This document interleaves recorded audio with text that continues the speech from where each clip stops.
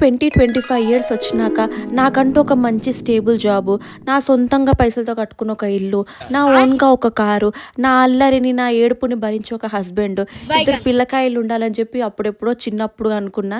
అంటే చిన్నప్పుడు మనకి ఇదే సెటిల్మెంట్ అన్నమాట.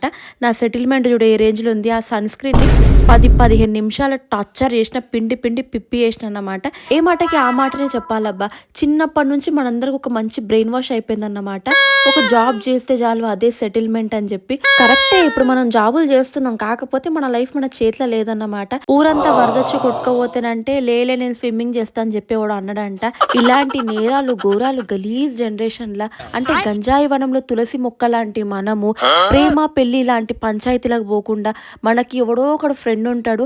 మనకు ఒక ఇన్విటేషన్‌లు పంపిస్తారు చూడు. ఇప్పుడు పెళ్ళిళ్ళ సీజన్ కాబట్టి ఆళ్ళకి దండం పెట్టాలబ్బా పొద్దున్నే. అంటే ఇలాంటి టైంలో ఇలాంటి డెసిషన్‌లు తీసుకుంటారు చూడు గ్రేట్ అన్నమాట. నా ముంగటనేమో చందమామ, నా వెనకనేమో సూర్యుడు. జస్ట్ హీరోయిన్‌కి బాడీ గార్డ్స్ ఉన్నట్టున్నారు గదా!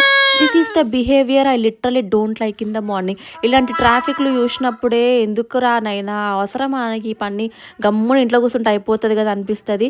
లేదు లేదు నువ్వు స్వతంత్రపు మహిళ అంటే ఇండిపెండెంట్ గర్ల్, ఇలాంటి డెసిషన్స్ తీసుకోవద్దు. మా డాడీ నాకు లేట్ అవుతది, మా అన్న నేను బిజీగా ఉన్నన్నందుకు సైలెంట్‌గా ఆటోలో ఇంటికెళ్ళిపోయానన్నమాట. ఎంత చలి పెడుతుందసలు.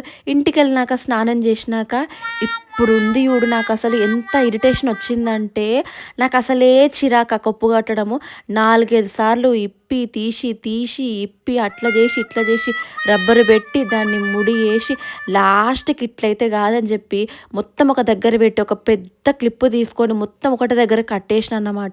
లాస్ట్‌కి నా టీ షర్ట్‌లో కూడా నన్ను డిఫైన్ చేస్తే అన్నమాట ఓవర్ థింకింగ్ అని చెప్పి. What is real maturity? What is real adulting? నీకు బయట ఆకలేస్తున్నా కూడా ఇంటికెళ్ళినాక తినొచ్చులే, ఇంటికి పోయి కాఫీ తాగొచ్చులే.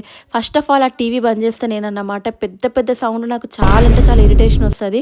అప్పుడే మా మమ్మీ టపా టపా టపా టపా కిచెన్‌లో కొడుతుంటే ఏందా అనుకున్నా. ఏం లేదు జొన్న రొట్టె, మంచి వాసన వస్తుంది ఏందా అనుకున్నా. ఆఫ్‌కోర్స్ చికెన్ ఇంకేంది. మనం ఒకటి గట్టిగా యాక్సెప్ట్ చేయాలబ్బా! బిర్యానీ కన్నా బగారా రైస్, మంచి చికెన్ కర్రీయే బావుంటది కదా! ఎంతమందికి ఇష్టం ఇట్లా?